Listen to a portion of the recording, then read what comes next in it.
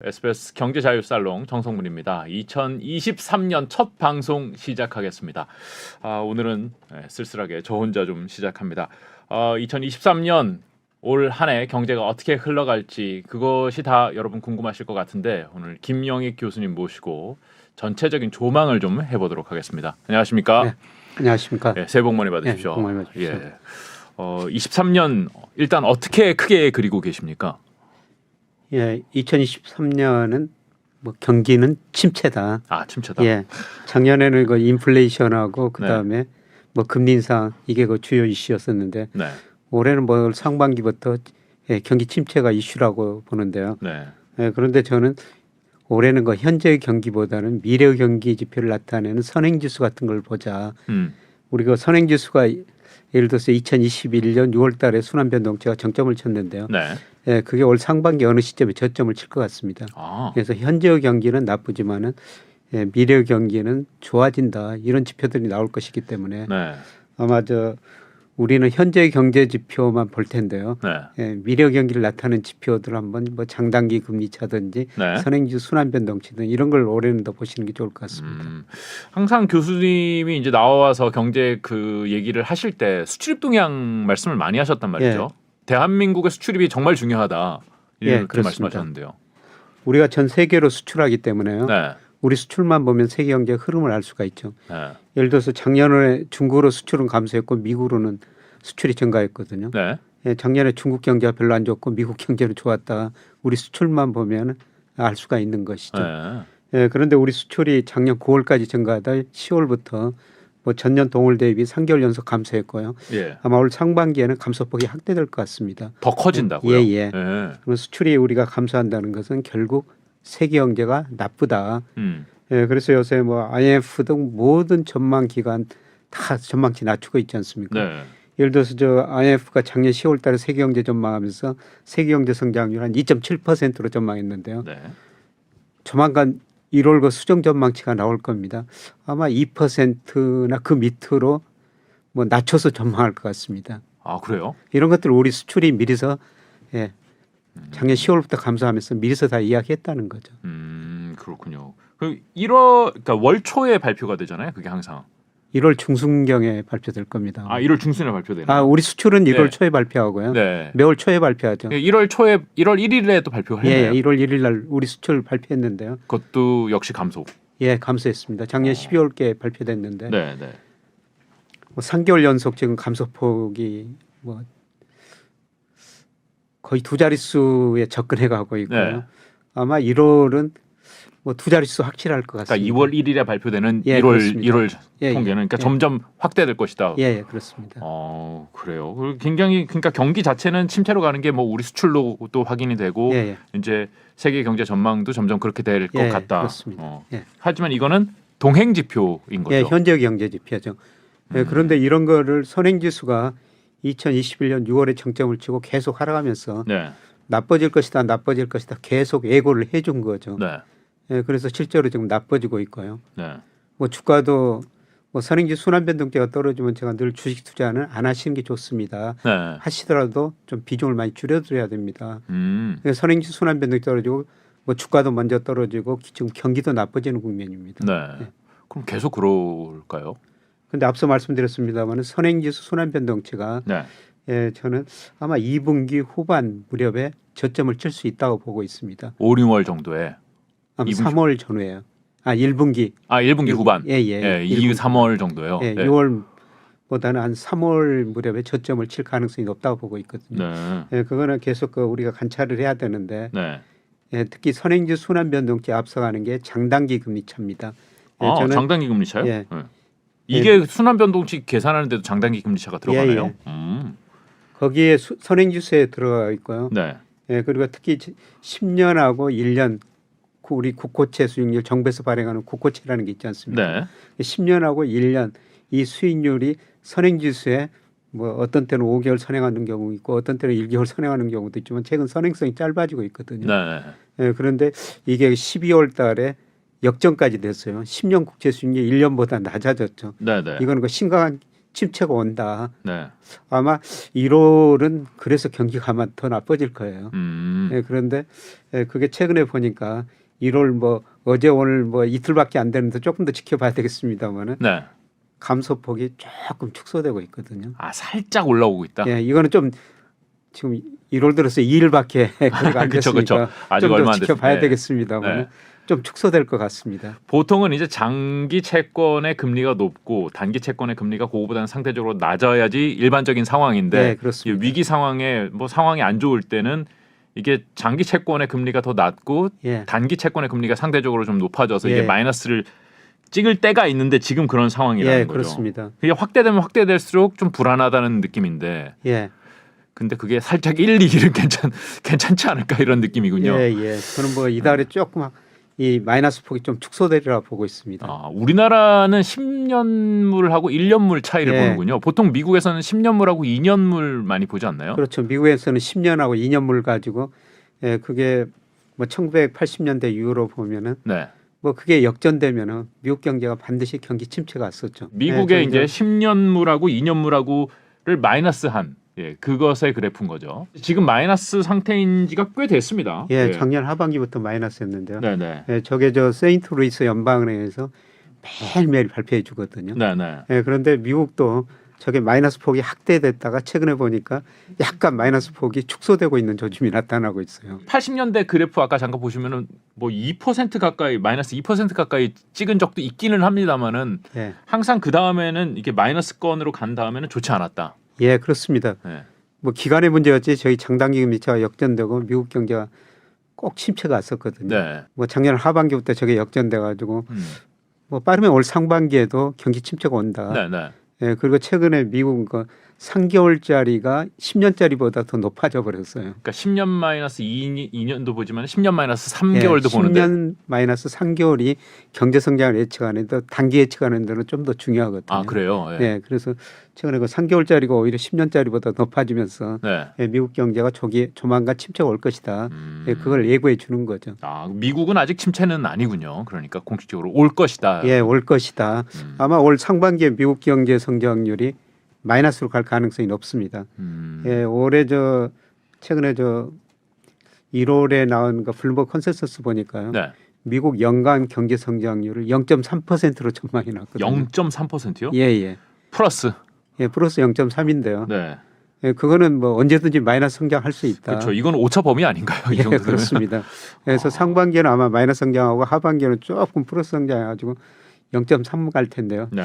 예, 저는 올해 미국 경제 마이너스 성장하리라 보고 있어요. 저뿐만 아니라 뭐 노무라 그다음에 BOA 뭐 도이치뱅크 이런 데도 올해 미국 경제 성장률을 마이너스로 보고 있거든요. 아 그래요? 예. 근데 진짜로 뭐 플러스가 돼도 크지는 않겠네요. 예, 그렇습니다. 그럼 마이너스가 될 예, 그런 가능성도 거를 높고. 저는 장단기 금리차가 미리서 다 예고해 주고 있다는 거죠. 그래요. 예, 그런데 네. 뭐 제가 이런 말씀을 드리면 사람들이 저 장단기 금리차가 역전되고 경기 침체가 온다면 경제 주체들이 거기에 따라 가지고 합리적 반응을 하니까 경기 침체가 안 오는 거 아니냐. 그렇죠. 이게 사실 몇 개월 전에 예고가 되는 거니까요. 예. 늘 그랬었거든요. 이번에는 다르다 그랬는데 네. 늘 장단기 금리차가 역전되면은 네. 의외 없이 경기 침체가 왔습니다. 아 그래요. 사실 아까 그 그래프 보여주시면 음영으로 이렇게 좀 진하게 나와 있는 부분, 저 부분들이 이제 경기가 안 좋았었던 예, 때인 거죠. 그렇습니다. 예, 예. 네. 예. 근데 이제 최근에 보면은 19년도인가요? 이렇게 살짝 그 0을 건드렸던 때가 있었잖아요. 예. 예, 그 다음에는 사실 뭐 그렇게 침체. 2019년에도 약간 마이너스 갔는데요. 네, 저게 약간 마이너스 갔는데 네.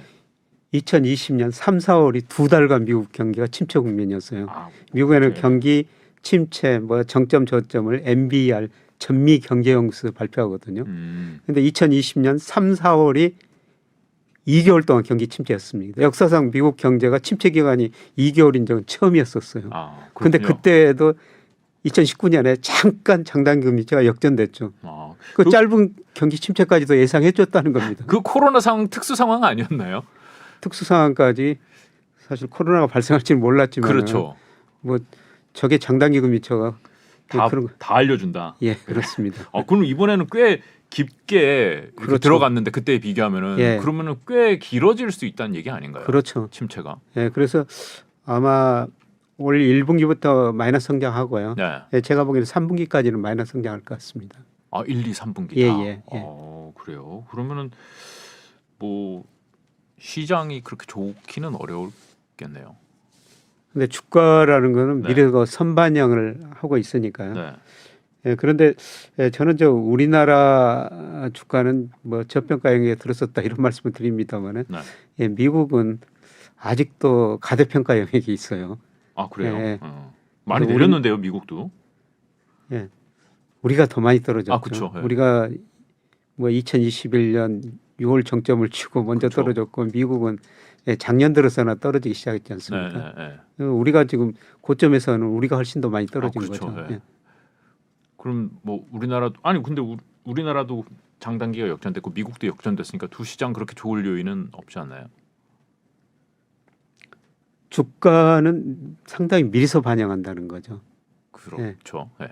예, 그래서 우리나라 주가는 저는 뭐 다가올 경기 침체를 많이 반영했다고 보고 있거든요. 이미. 예. 네. 예, 제가 우리 주가를 평가할 때 명목 GDP 그다음에 코스피하고 상관계수가 제일 높은 게 일평균 수출 금액. 네.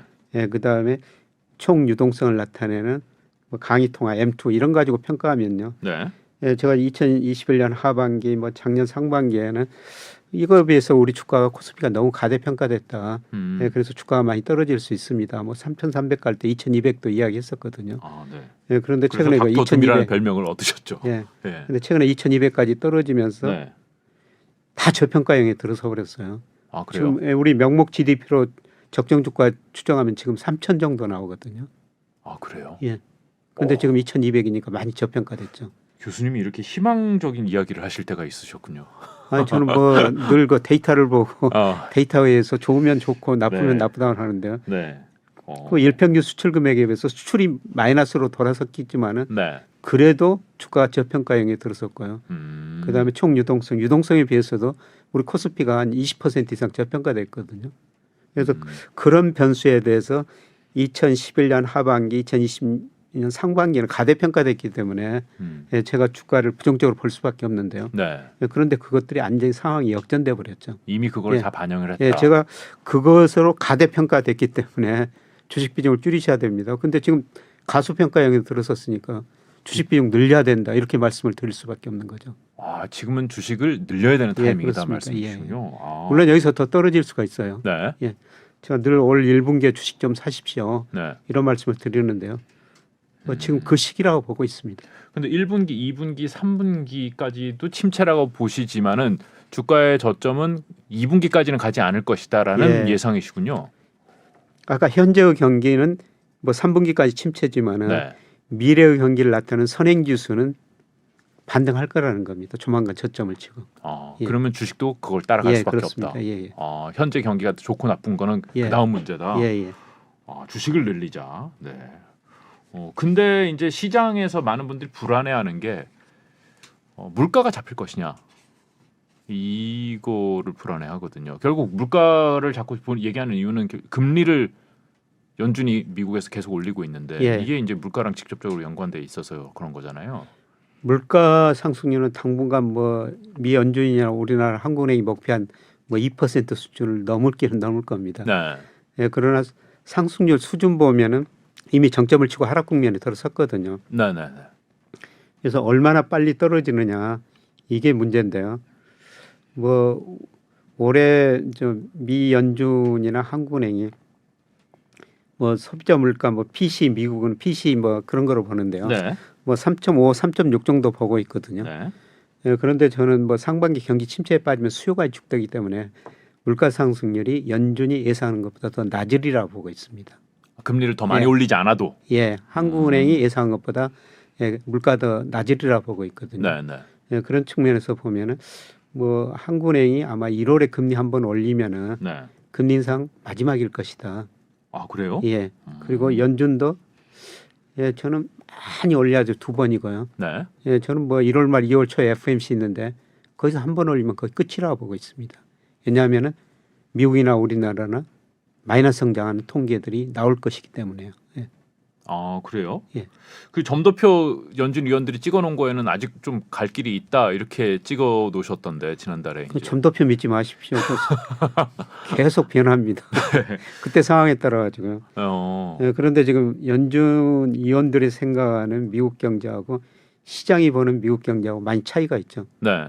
예를 들어 미 달러 지수 선진국 통화에 대해서 달러 지수가 달러 인덱스요. 예, 달러 인덱스. 네. 예, 그게 작년 9월에 114까지 갔지 않습니까? 네. 일시적으로 115까지 장중 갔었어요. 네. 근데 지금 104예요. 달러 가치가 많이. 달러 가치가 떨어졌다는 것은 무슨 의미냐면은 미국 경제가 이렇게 높은 수준에서는 더 이상 견디기 힘들 것이다. 시장에서는 그렇게 미래를 예상하는 거거든요. 네네. 그럼 미국 국채 10년 수익률 4.2에서 3.5% 떨어졌다가 지금 3.8% 한포로 좀 반등했습니다만, 네. 예, 저는 4.2% 정점 쳤다고 보고 있어요. 이미. 예, 그래서 외환 시장이나 미국 국채 시장은 예, 미국이 금리를 못 올릴 것이다, 많이 못 올릴 것이다 이런 걸 예상하는데 연준 위원들은 올린다고 그러는데요. 네. 예, 저는 결국 시장이 더 똑똑하리라 보고 있습니다. 그게 1분기 경제 성장률이 이제 2월 말쯤 가면 속보치가 발표되거든요. 네. 예, 그걸 보면은 시장이 옳았다 이런 평가가 나오리라 보고 있습니다. 그럼 2월 말이 지나고 나면은 연준 위원들의 스탠스도 변할 것이다. 그렇죠. 3월에 다시 점도표를 찍게 되는데요. 네. 12월 점도표하고 3월 점도표는 완전히 달라져 있을 거라고 보고 있습니다. 그래요? 그럼 많이 밑으로 떨어져 있을 거라고. 최근 들어서 연준 위원들이 헛발질을 좀 많이 하는 경향인 것 같기는 합니다만은. 특히 파월 연준 의장이 헛발질 많이 했죠. 네. 예, 작년 뭐 그 2021년 하반기에 물가가 오르기 시작했는데 이거 일시적이야. 그렇죠. 뭐 그런 이야기를 많이 했지 않습니까? 네네. 그런데 지금 물가가 예상보다 높으니까 제가 생각하는 겁을 많이 먹은 것 같습니다. 한번 틀려놓으니까 겁을 많이 먹고선 좀 세게 나온다. 예, 예. 아, 하지만은 그렇게 예상만큼 계속해서 올리기는 어려울 것이다. 예, 예. 결국 그렇습니다. 그러니까 연준을 시장이 따라가는 게 아니라 시장을 결국 연준이 따라갈 수밖에 없다라고 생각하시는 거군요. 예, 그렇죠. 그러니까 미국이나 우리나라나요. 대표적인 시장 금리하고 기준 금리. 네. 이거 제가 인과관계를 분석해 보면요. 네. 시장 금리가 기준 금리를 일방적으로 설명합니다. 아, 그 일방적이에요. 예. 그러니까 시장 금리가 올라가면은 뒤따라서 기준 금리 한국은행 연준이 올렸고 시장 금리가 떨어지면은 기준 금리 멈췄거나 내렸다는 거죠. 근데 우리 시장 금리 이미 떨어지고 있어요. 그렇죠, 그렇죠. 10년 국채 수익률이 예를 들어 가지고 뭐 지난해 9월 달에 거의 4.6%까지 올라갔지 않습니까? 네. 근데 최근에 3.5%까지 떨어졌어요. 이미 확인이 됐다. 예, 그렇습니다. 그럼에도 불구하고 한 번은 더 올린다는 말씀이시네요. 근데 현재를 보고요. 아, 현재를 보고. 예, 현재. 시장은 미래를 통화 정책은 반영하고. 미래를 보고 통화 정책을 해야 되는데요. 네.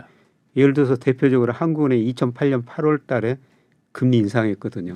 아, 그랬었죠. 예. 근데 바로 며칠 후에 미국에서 금융위기 와가지고 긴급 통화정책 회의 열어가지고 금리 내렸지 않습니까? 그러네요. 근데 최고의 전문가라는 분들이 이게 중앙은행에서 그 하시는데 참 그 맞추기 어렵나 보네요. 저도 모르지만 미래 경기는 누구도 잘 모르죠. 그렇군요. 그러면 환율도 이미 좀 미국 달러와 가치도 달러 인덱스 많이 내려왔지만은 이제 안정화될 것이다. 예, 이렇게 저는 달러 지수는 정점 탔다고 보고 있거든. 달러 가치는. 네. 그래서 114에서 정점 치고 지금 104에서 움직이고 있는데 네. 많이 떨어져 좀 반등을 하겠죠. 네. 예, 그런데 달러 가치가 저는 앞으로 2, 3년에 걸쳐서 30% 정도는 더 떨어질 것이다. 30%요? 예. 그럼 어마어마하게 큰 거 아닌가요? 그거 미국 과거 역사 보면 그게 큰 거 아닙니다. 미 달러 가치가 86년 9월 플라자비 전후에요. 네. 51%나 떨어졌어요. 86년 워낙에 내렸어요. 감이 그리고 제가 잘 없긴 2000년 한데. 예. IT 거품 붕괴되면서 네. 예, 미국 GDP가 세계에서 차지하는 비율 31%, 24%까지 떨어지면서 달러 가치가 40%나 떨어졌어요. 아, 그런 일이 있었어요. 예. 오. 30%면 많은 거 아닙니다. 아, 근데 제가 그렇군요. 30%를 말씀드린 거는 네. 예, 국제결제은행에서 실질 실효환율이라는 걸 발표하거든요. 그게 11월 기준으로 달러 가치가 31% 가대평가됐어요. 그거는 실효 환율이요? 실질 실효환율이라고 그래가지고요. 예, 예, 그게 뭐 미국이 각국하고 교역하지 않습니까? 네네. 교역 국가에 어느 국가하고 교역을 많이 하느냐 가중치를 두고요. 네. 그 다음에 상대국 그 교역 국가의 물가까지 다 고려해가지고 네. 그 나라 환율의 적정 수준이 얼마냐.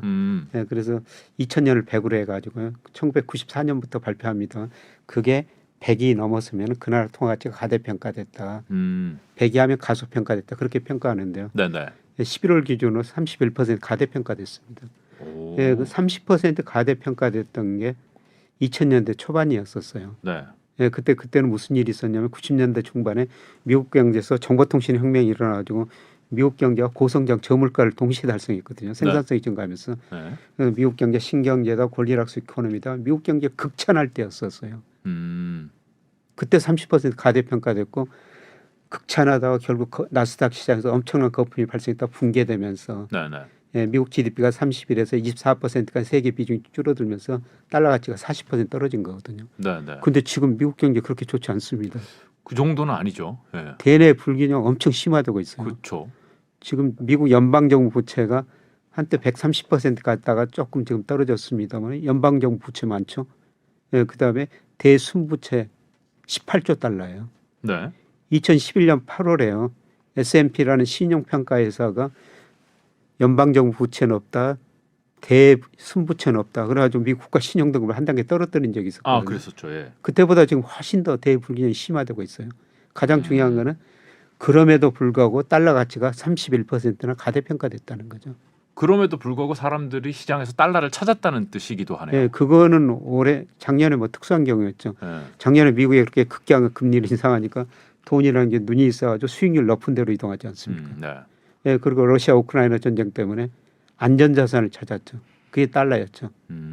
예, 그러면서 그렇게 가대평가된 겁니다. 근데 이제 그때 90년대 후반에서 2000년대 초반까지 막 달러 가치가 그렇게 올라갔을 때 IT 버블이 막 해가지고 주식시장이 막 거품이 꼈다가 이제 붕괴가 됐잖아요. 예. 지금은 사실 미국도 주식시장이 이렇게 좀 내려와 있는데 달러 가치하고 주식시장하고 어느 정도 상관관계가 있는지는 모르겠습니다만 여기서 30% 달러 가치가 떨어지면은 미국 시장은 완전 붕괴하는 시나리오로 가게 되나요? 2000년 IT 거품보다요. 네. 이번에 미국 주식시장 전체 거품이 더 심각합니다.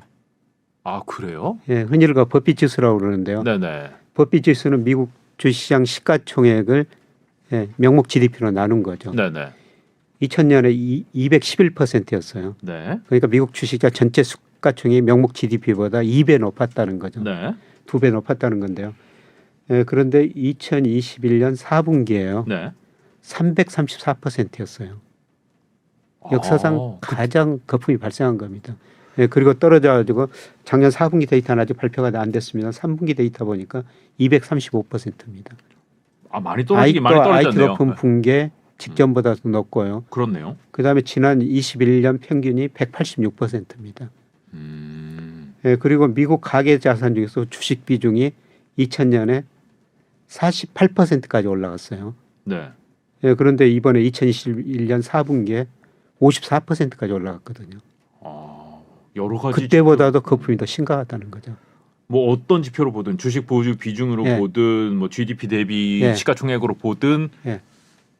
좀 과거에 없었던 주식 쏠림이 있다는 뜻이네요. 예, 그렇습니다. 와, 그 미국 주식에 투자하신 분들이 많은데 좀 불안하실 수 있는 말씀이네요. 예, 저는 뭐 지금 미국 주식 비중 늘리는 시기는 아니라고 보고 있습니다.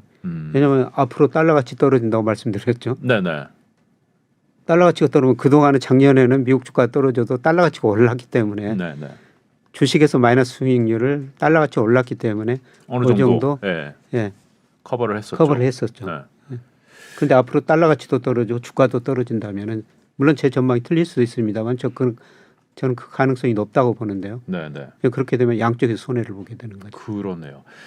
사실 뭐 몇 달 전까지만 해도 우리나라 주식 시장이 왜 안 오르냐, 왜 뭐 여러 가지 이제 시나리오들이 있지만 결국은 달러 환율이 안정이 돼야지 우리나라 주식 시장이 힘을 받을 수 있다 이런 말씀을 하는 예. 분들이 있었는데요. 이제 조금 고점 찍고선 좀 내려오는 분위기는 합니다만은 이런 것들이 국내 주식 시장에는 오히려 도움이 될 거야? 아니면 미국 시장이 내리는데 우리나라 시장만 오를 수 있나? 뭐 이런 생각이 들기도 하고요. 예, 우선 최근에 저 환율은 떨어지는데 네. 주가도 못 오르고 아, 있죠. 그러니까요. 그런데 과거 통계를 보면은 우리 저 원화 가치가 상승하면 주가도 올랐거든요. 네.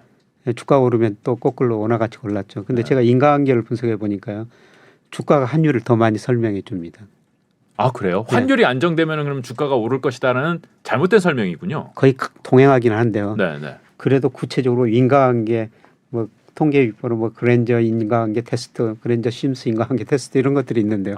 네. 그거로 하면은 주가가 환율 설명력이 더 높습니다. 아 그래요? 네, 그래서 최근에 그 주가가 떨어졌는데도 환율이 안 오른 것은 네. 앞으로 환율은 좀 오를 수 있다고 그렇게 보고 있습니다. 아 그렇군요. 네, 그런데 저는 결국 그 멀리 내다 앞서 달러 가치가 30% 떨어진다고 말씀드렸습니다. 우리 원 달러 환율은 뭐 달러로 결정되기 때문에 달러 가치가 떨어지면 상대적으로 원화 가치는 오를 수밖에 없죠. 그렇죠. 네. 원화 가치 20% 이상 오르라 보고 있어요. 20%요? 머지않아 네. 시간의 문제지 다시 올해 1,200원 밑으로 떨어질 수 있다고 보고 있고요. 아 그래요? 예, 결국은 1,100원으로 가리라고 보고 있습니다. 그러면 이제 코로나 이전으로 돌아가는 건데요. 예, 그렇습니다. 예, 그렇게 되면은 외국인들이 다시 네. 주식을 사게 되겠죠. 미국 주식 시장이 하락하는 상황에서도 우리나라 환율이 그 정도로 내려가게 되면은 한국 주식에 들어올 것이다. 이렇게 보시는 건가요? 그리고 아주 장기적으로 보면요. 10년 단위로 미국 주가가 좋았다. 이머징 마켓 주가가 들어왔다. 아주 장기 사이클이 이런 게 반복되거든요. 네, 네. 그래서 1980년대는 아시아가 좋았었죠. 특히 일본이 좋았었죠. 네. 그때 거품이 갈증이 붕괴됐는데요. 네. 90년대는 미국에서 정보통신혁명이 있어가지고 미국 시장이 엄청 좋고 결국 IT 거품 발생했다 붕괴됐죠. 그렇죠. 그리고 2000년에서 2009년까지는 중국 주가가 엄청 좋았었어요. 그랬었죠. 예. 거품 발생했다 붕괴됐지 않습니까? 네. 그리고 2010년부터 2020년까지 미국 주가가 좋았었죠. 그렇죠. 이 10년 단위로 미국 주가가 좋았다, 이머징 마켓 주가가 좋았다, 아시아 주가가 좋았다 이런 사이클이 반복되거든요. 네. 저는 앞으로 10년은 아시아 주가, 이머징 마켓 주가라고 보고 있거든요. 예, 최근에 저는 자금 흐름을 유심히 쳐다보고 있는데 글로벌 투자 자금 흐름 보니까 11월, 12월 통계 두 달 통계 가지고 아직 단언을 할 수가 없습니다. 네. 예, 그런데 이게 이머징 마켓으로 많이 들어오고 있고요. 이머징 마켓 중에서도 아시아 시장으로 돈이 많이 들어오고 있거든요. 이건 앞으로 10년을 저는 예고해 주는 지표다. 아시아 대한민국도 아시아인데 한국으로 온 것 같지는 않고 그 돈은 중국으로 주로 가는 거군요. 중국, 인도. 아 인도, 예. 인도도 아시아군요. 네. 인도도. 예. 아 특히 저 아쉽네요. 인도로 많이 들어가고 있죠. 아 그렇군요. 네. 인도가 시장 비중이 주식 시장 비중이 크지는 않습니다. 네. 예, 크지는 않은데 네. 앞으로 그 성장 가능성을 예상하면서 꾸준히 올라가죠. 그런데 뭐 시진핑이 저번에 확고한 기반을 잡으면서 그때 중국 경제가 불안하다 뭐 그러면서 일시적으로 잠깐 돈이 빠져나갔거든요. 네, 네. 예, 그런데 우리 언론들 보니까 그때 빠져나갈 때는 크게 보도를 하더니 그 뒤로 계속 많이 들어오고 있거든요. 아 그래요? 다 회복했나요? 그 수준보다 훨씬 더 많이 들어왔어요. 아 그렇군요. 근데 왜 그런 보도를 안 하는지 중국을 너무 미워하는 것 같습니다. 아니 뉴스에는 맨날 중국에 뭐 엄청 코로나가 지금 확산돼가지고 지금 큰일 난 것처럼. 근데 중국으로 계속 아 그런 상황에서 돈은 들어가나요? 해외 주식 투자 자금이 계속 들어오고 있어요. 아 그래요? 그럼 중국도 좋다고 보시나요? 상대적으로 좋다고 보죠. 미국보다는. 미국보다도. 예. 그 10년 단위로 아까 말씀드렸지 않습니까? 아 장기 사이클로 네, 그렇다. 장기 사이클. 2023년만 예. 놓고 말씀하시는 건 예. 아니고. 내년도 보는 중국이 미국보다 더 좋으리라고 보고 있습니다. 한국보다는요? 거의 뭐 한국과 미국은 중국은 비슷할 것 같습니다. 비슷하게 가요. 아 그렇군요. 아니 이제 미국 해외 투자를 해야 된다는 얘기를 이제 워낙 많이 들었으니까 사실 미국 그 일환으로 이제 해외 투자해야 된다. 결국은 미국 투자 하신 분들이 많은데 미국 투자를 좀 줄여야 한다면은 미국 자산을 줄여야 한다면은 어디로 가지? 다 한국으로 가져 들어와야 되나? 아니 뭐 인도나 베트남이나 뭐 중국이나 이런 쪽으로 좀 이렇게 배분을 해야 되나? 뭐 이게 배분인지는 잘 모르겠습니다만 같은 아시아에서. 하여튼 저는 미국 비중 줄이고 아시아 비중을 늘려야 되는데 네. 예, 그게 뭐 인도, 베트남, 네. 인도네시아 네. 뭐 이런 비중을 많이 늘려야 된다고 생각합니다. 우리로보다는 조금 더 이머징. 예, 그렇습니다. 아, 예. 그렇군요. 중국. 예, 중국도 포함해가지고. 그렇군요. 예. 그래요. 그러면은 이제 타이밍을 보시는 분들도 계실 것 같습니다. 그럼 1분기 저점을 찍을 것 같다고 말씀하셨으니까 말쯤에 예. 그때쯤에 주식 들어가는 타이밍이라고 생각을 하고 기본 시나리오를 짜는 게 맞겠네요. 예, 그렇습니다. 예. 근데 사실 이렇게 주가가 싸졌을 때 돈이 있어야 되는데 그렇죠. 예, 그동안 저 현금을 가지고 계신 분은 굉장히 좋은 기회가 그렇죠. 기회죠. 요새는 사실 부동산도 엄청 많이 내리고 있어서 현금 가지고 있는 사람이 정말 잠편하게 자는 시절이 바로 지금이구나라는 생각이 들긴 합니다. 이제 주식 투자하시는 분들은 그러면은 자 국가별로도 뭐 그렇게 예상을 하시지만은 우리나라에 투자하시는 분들은 반도체라든지 2차 전지라든지 이런 섹터가 워낙 크기 때문에 그런 거에 대한 교수님 생각도 좀 듣고 싶을 것 같은데요. 뭐 반도체 특히 뭐 삼성전자 주가죠. 뭐 결국은 그렇죠. 네. 삼성전자 주가도 우리 이거 동행지수 순환 변동치하고 방향이 똑같거든요. 네. 그러니까 2021년 상반기에 삼성전자 주가가 9만 원 넘었을 10만 전자 이야기가 나왔지 않습니까? 네. 그런데 동행지수 순환 변동치 꺾였어요. 네네. 선행지수 순환 변동치가 꺾였습니다. 앞으로 경기가 나빠진다는 거죠. 경기가 나빠지는데 어떻게 반도체 주가가 오르겠어요? 같이 떨어졌죠. 그런데 앞서 말씀드렸습니다마는 선행지수 순환 변동치가 뭐 정확한 시점 예측할 수 없지만 제가 예측해 보니까 3월 전후에 저점이 나온다는 거죠. 그럼 삼성전자 주가도 오를 시점이 머지 않았다는 겁니다. 지금 지켜보고 있어야 된다. 타이밍 그렇습니다. 이제 곧 온다. 그렇군요.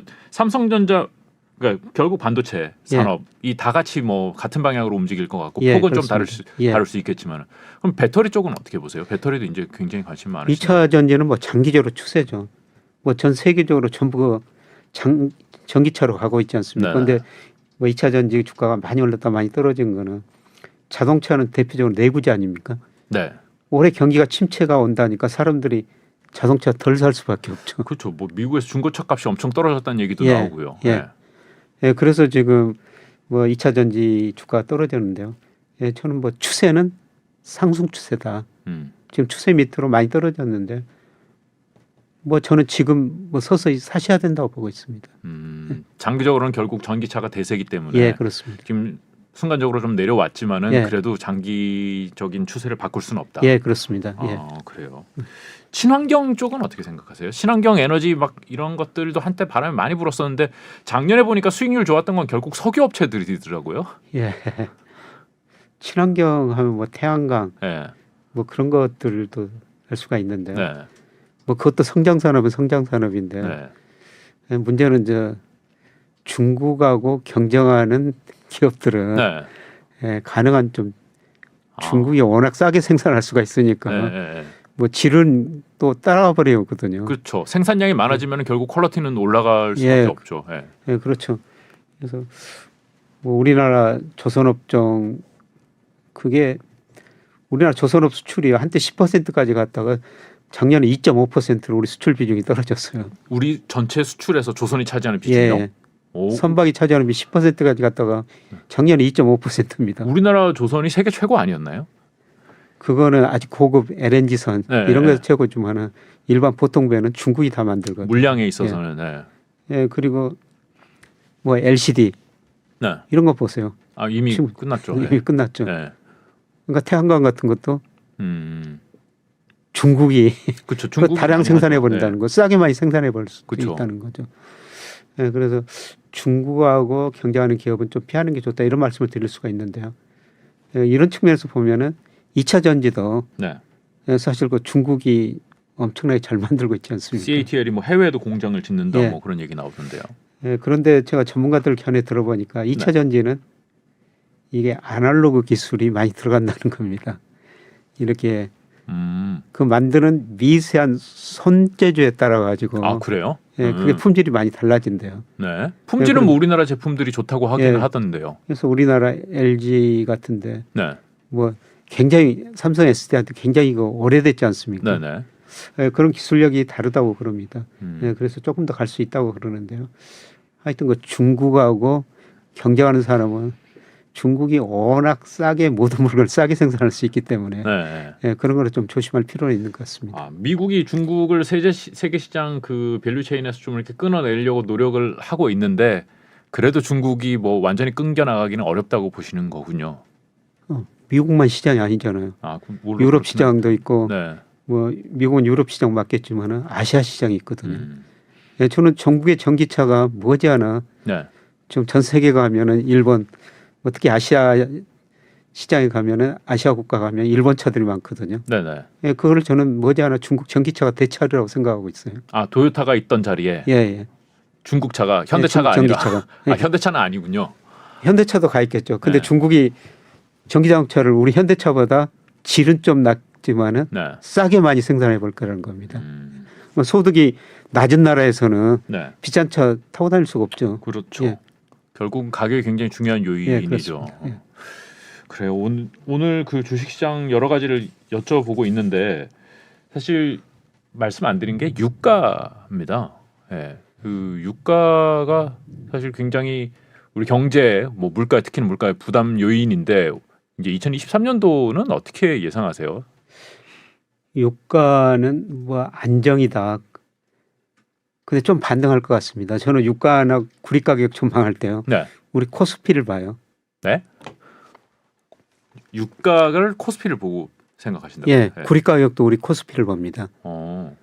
우리 코스피가 구리 가격이나 국제 유가에 선행해요. 아, 그건 또 그렇게 되나요? 네. 그래서 제가 아까 우리 경제 세계경제 풍향계라고 그랬잖아요. 네네네. 우리 수출 보면 세계경제 흐름을 알 수 있다. 네네. 우리 수출보다 앞서는 게 우리 코스피예요. 아, 그렇죠. 예. 네. 그러니까 우리 수출이 둔화되면 세계경제 나빠진다. 네. 우리 수출 지금 감소세로 돌아섰고 세계경제 나빠지고 있지 않습니까? 네. 그런데 그걸 우리 수출 감소를 미리서 주가가 떨어지면서 예고를 했죠. 네. 그러니까 우리 주가가 떨어지면 우리 수출 감소하고 세계경제 나빠지고. 그러면 유가도 떨어져야죠. 그렇죠. 근데 그래서 지금 유가가 떨어졌지 않습니까? 아, 유가가 배럴당 뭐 120달러, 130달러까지 그쵸, 갔다가 그쵸. 최근에 뭐 70달러 중반, 네. WTI 기준 뭐 80달러까지 떨어졌지 않습니까? 네네. 예, 그런데 2분기에 제가 우리 주가가 반등한다. 그러면 유가도 오를 수 있죠. 구리 가격도 오를 수가 있죠. 그러네요. 예. 그러네요. 그 논리대로라면 선행지표인 우리나라 주가 예. 그리고 그게 같이 올라가면은 그 뒤를 따라올 것이다. 유가와 구리나 이런 것들이. 저는 우리 주가 보고 뭐 원자재 투자하죠. 그러니까 우리 주가가 계속 작년에 떨어졌지 않습니까? 네네. 근데 유가가 110달러 갑니다. 네. 원유 인버스였죠. 아, 하셨어요? 예. 아, 최근에 거의 다 이제 팔았죠. 아, 그래서 우리 주가를 공부 잘하면요. 네. 세계경제 흐름을 다 알 수가 있다는 겁니다.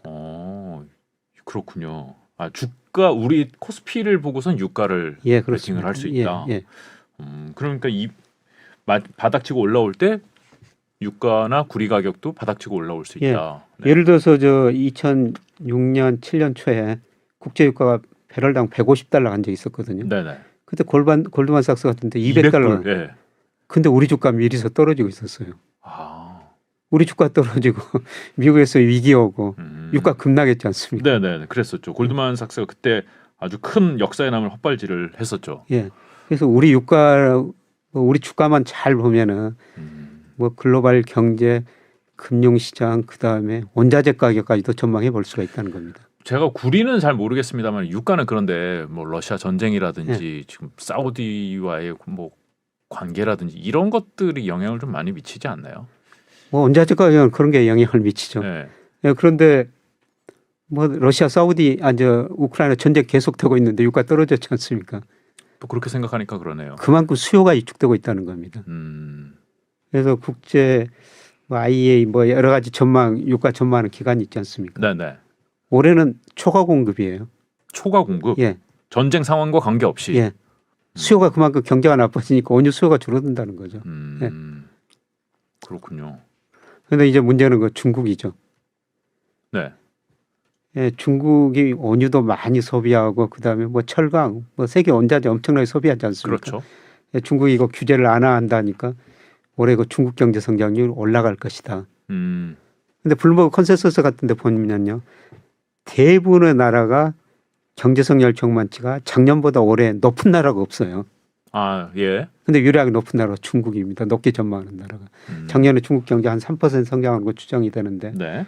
올해 전망 기간치 어디나 보면 4.5에서 5% 사이거든요. 네. 중국 경제는 올해 좋아진다는 겁니다. 그럼 그만큼 또 원자재를 많이 그렇죠. 쓸 것이다. 예. 근데 이거는 이제 중국 상황은 최근에 코로나 뉴스가 워낙 많이 나와서 그거하고 관계 있는 건가라는 그렇죠. 생각도 좀 들긴 합니다. 뭐 코로나 때문에 위축될 수도 있죠. 네. 그런데 코로나를 규제 안 하니까 사람들이 더 많이 시장에 나오지 않습니까? 그렇죠. 예. 예. 소비하고 있지 않습니까?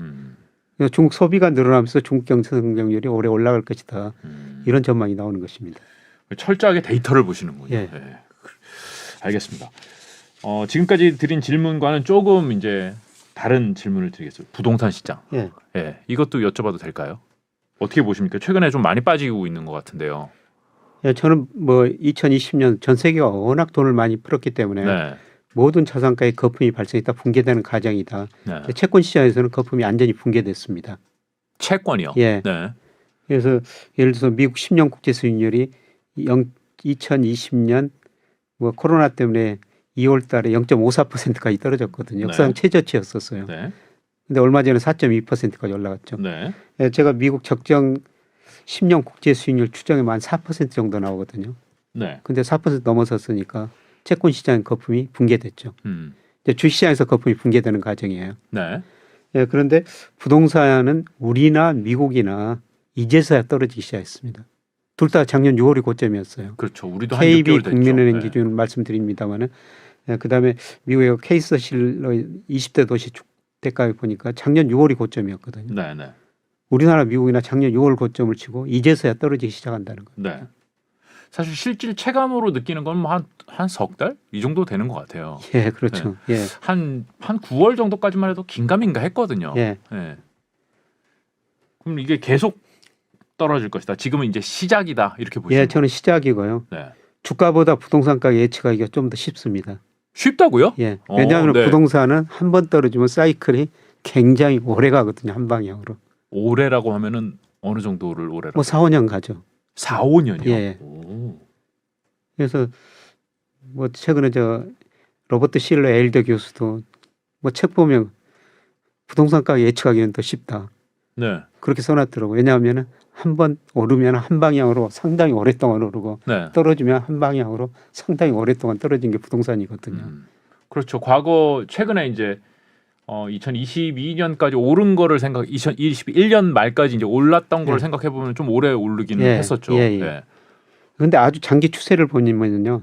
중간중간에 오르고 내리고 조금 사이클이 있었지만은 네. 우리나라 아파트 가격 저점이 2009년 3월이었었어요. 네. 네, 그리고 10년 이상 오른 거죠. 아, 그렇군요. 예.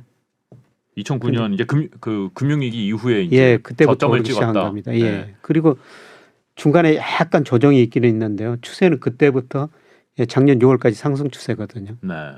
예, 그런데 이제 하락 추세로 전환됐다는 거죠.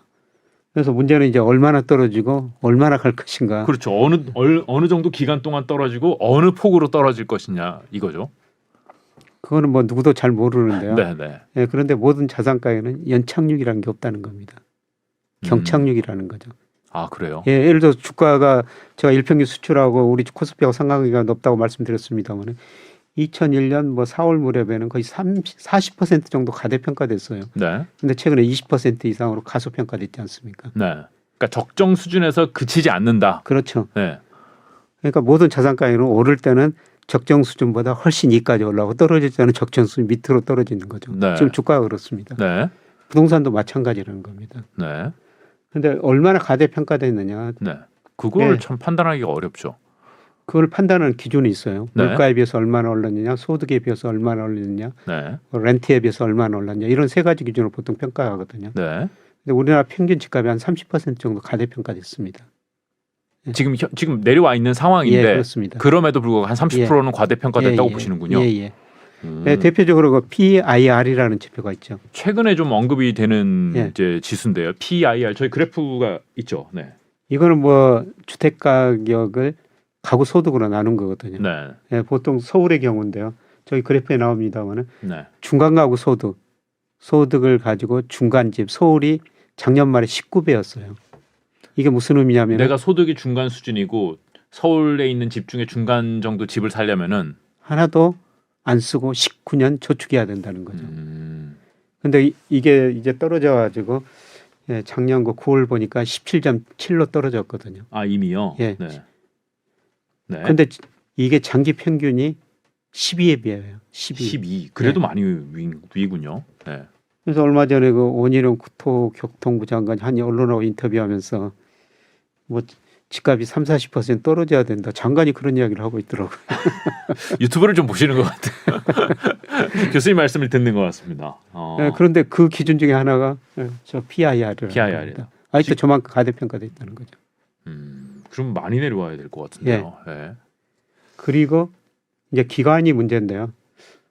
앞서 제가 금리는 좀 떨어질 거라고 말씀드렸습니다. 네. 그러니까 금리가 떨어지면 또 집값 올라간다 네, 이런 네. 전망도 나올 텐데요. 그런데 아파트가를 결정하는 더 중요한 요소가 네. 금리보다는 경기예요. 동행주 순환 변동치거든요. 아, 네. 금리가 떨어진 것보다 경기가 더 나빠지면은 그렇죠. 집값 오를 수 없습니다. 그렇죠. 예. 예. 경기가 나쁘다는 거는 뭐 소득이 늘지 예. 않는다는 얘기고. 근데 문제는 경기를 나타내는 동행지수 순환 변동치라는 게 있는데요. 네. 그게 작년 10월이 정점이었어요. 아, 고점이었다고요. 예. 네. 그리고 11월부터 이제 떨어지기 시작했는데 이게 이제 얼마까지 떨어질 것인가 이거는 잘 모르겠는데 네. 그런데 과거 평균이 한 번 떨어지면 이게 19개월 떨어졌거든요. 네. 1년 반. 예. 네. 그러니까 앞으로 최소한 1년 정도는 네. 경기 수축 국면이라는 겁니다. 네. 그러면 집값도 같이 떨어질 수밖에 없죠. 그러네요. 금리가 막 사람들이 이제 금리가 올라가고 더 올라갈 것이다라는 두려움 때문에 지금 돈을 빌리지 못하고 그리고 대출도 사실 상당 부분 막혀 있기 때문에 집을 사지 못해서 부동산이 지금 내려가고 있다라고 보는 분들도 예. 많은데 그게 아니라 경기가 더 중요하다. 예, 그렇습니다. 이제 저는 경기가 더 중요하다고 보고 있습니다. 자산가의 결정요인이네요. 그럼 2023년은 집값이 올라갈 일은 없네요. 뭐 갈수록 하반기로 갈수록 이제 하락률은 좀 축소되겠죠. 아, 속도는 줄어들 수 있다. 요새 그 우리 신문에 보면은 뭐 주간 하락률이 역사상 최고치를 기록했다. 네. 지금 하락 속도가 굉장히 가파르거든요. 네네네. 이 하락률은 조금 둔화되겠죠. 하반기로 갈수록. 네. 예. 그렇지만 이게 플러스로 돌아서는 올해는 아닐 거라는 겁니다. 지금 뭐 주간 하락률이 거의 0.5%까지도 예, 뭐 한때는 0.8% 정도까지 네. 가고 그러던데. 그래요. 그리고 굉장히 길게 갈 가능성이 있고 예. 최소한 2023년은 아니다. 예, 예. 예. 왜냐면은 그 교수님이 방금 말씀하셨지만은 이게 적정 가격이 12배라 하더라도 경착륙을 하면 그 아래로 내려갈 수 있다는 얘기잖아요. 그런데 이제 그 아래로 내려갈 수가 있는데 네. 예, 그 사이 이제 소득은 조금씩 증가하죠. 아, 분모가 증가하니까. 그것도 있네요. 예. 네. 아, 지금 소득에서는 내려가는 거지만은 소득이 또 올라오면은 그걸 커버해 주는 게 예. 분명히 있군요. 예. 소득은 아마 마이너스 성장만 안 하면은 네. 그래도 조금씩 증가하니까요. 아, 소득은 그래도 증가. 월급은 좀 느는군요. 아, 그래 물가가 워낙 올라가서 소득이 늘어도 사실 느는 느낌이 좀 없기는 합니다만. 실질 소득은 작년 4월부터 감소하고 있어요. 그렇죠. 예. 소득이 물가보다 덜 오르니까요. 느낌만 그런 게 아니었군요. 예, 실제 통계입니다. 그는. 그럼 올해도 그럴까요? 올해도 아마 기업들이 임금 많이 안 올려줄 거예요. 물가보다. 이 월급쟁이들이 참 어려운 상황이네요. 그래도 주식 시장은 어느 정도 바닥을 치고 올라올 수 있다라는 희망적인 말씀을 오늘 한 가지 해주셔서 뭐 부동산 가지고 계신 분들 특히나 영끌에서 사신 분들은 좀 굉장히 많이 힘든 한 해가 될 것 같긴 합니다만은 그래 희망을 가질 수 있는 말씀이었던 것 같습니다.